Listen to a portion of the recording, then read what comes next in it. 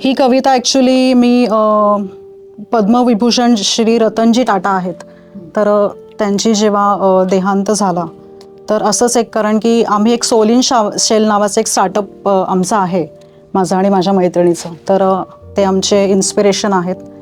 तर त्यांना आदरांजली म्हणून ही कविता केलेली आहे.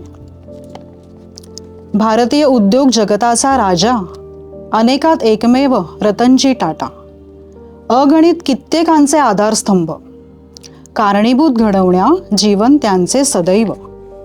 माणुसकी आणि दिलदार मनाचा ठेवा, माणुसकी आणि दिलदार मनाचा ठेवा, देऊन गेले आहात जणू शिकवणीचा धडा.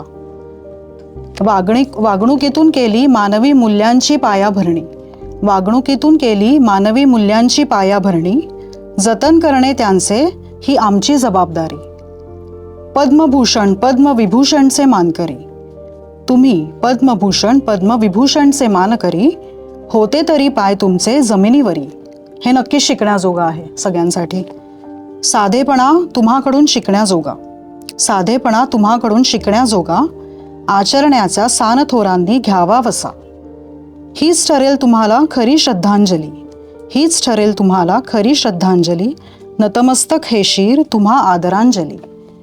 पोकळी तुमची पुन्हा भरून येणे नाही, पोकळी तुमची पुन्हा भरून येणे नाही, आठवणीतच आता हे जग पुढे जाईल.